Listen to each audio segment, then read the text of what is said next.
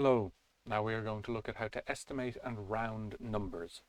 So rounding is just where we describe a number to a particular degree of accuracy. So we might say we had a number and we wanted to round it to the nearest thousand. If we had a whole bunch of digits involved, if we wanted to just give a rough idea of how big it was, we'd say, can we say what the size of the number is to the nearest thousand? That would be rounding.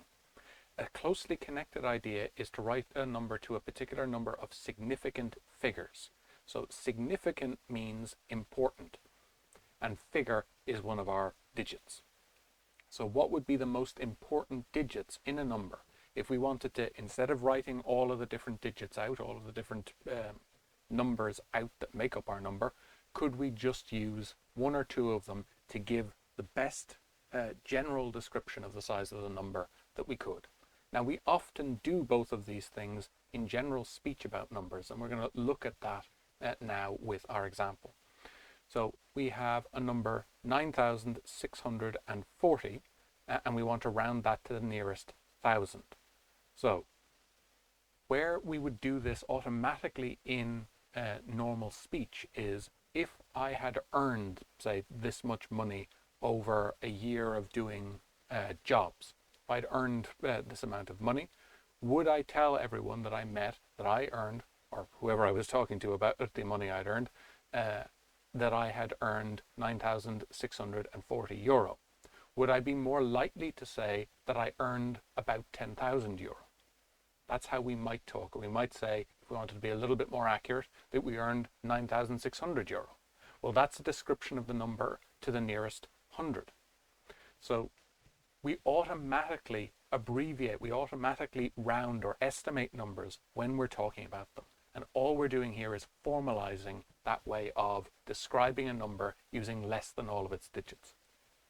So what would this number be to the nearest thousand? Well, if we look at the option of saying it would be about 9,000, that isn't a great estimate because the next digit here is bigger than 5. So that means that this number is closer to 10,000 than it is to 9,000.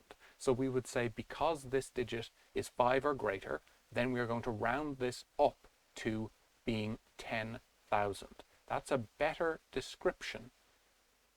That's a better description of the number than saying 9,000, just because it's closer.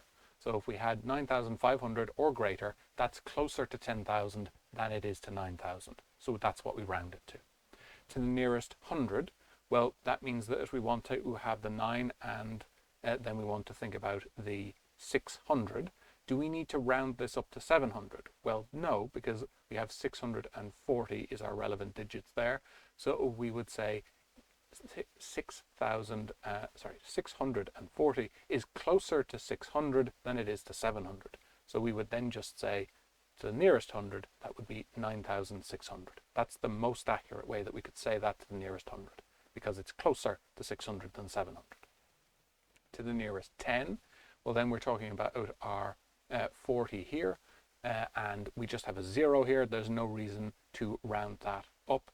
We can pretty accurately describe the number by saying to the nearest 10, which is going to be 9,640. That happens to be the original number. That's not a problem.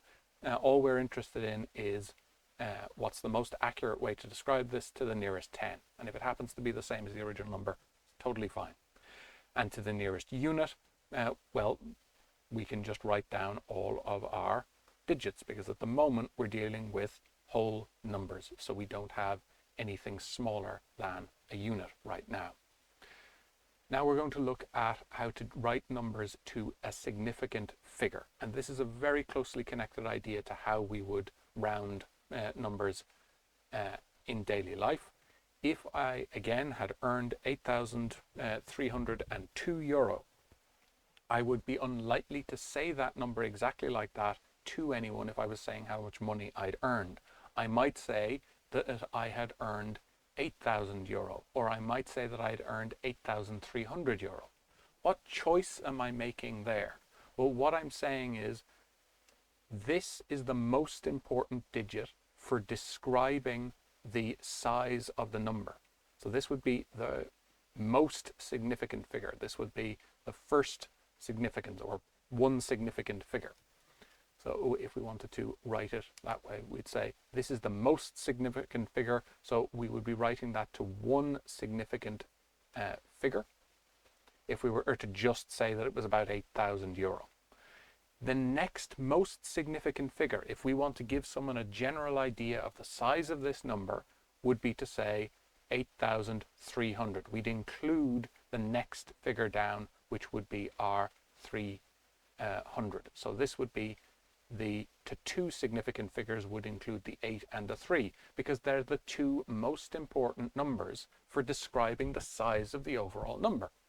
So that's all we're doing, looking at the number we've got and choosing which of those digits are the most important, the most significant for describing that number. So to one significant figure, we'd have 8,000 would be our description. We don't need to round it up. We do rounding exactly the same way as we would here. We don't need to round this up because the next digit down is 3. If we wanted to describe this number using one significant figure, and we had, say, 8,702, then we would round that up to 9,000, because the best description of that number using one significant figure would be 9,000. But in this case, we don't need to round up. So that's to one significant figure. We've already talked about two significant figures. If I wanted to use if I wanted to describe two figures to give an accurate description of this number, I'd say 8,300. So to two significant figures, I'd say 8,300. To three significant figures, I'd say 8,300 and nothing. So it'd be 8,300 again. So these would be our three most significant figures there. And then to four significant figures, well, there are only four figures in that number. So we're going to say just the number itself. So rounding works exactly the same. We would just be choosing what are the most important digits for describing that number overall, and that's what we would write down for our significant figures. And that is two different ways of describing how we estimate numbers, both in daily life and in maths. And that's what we need for now.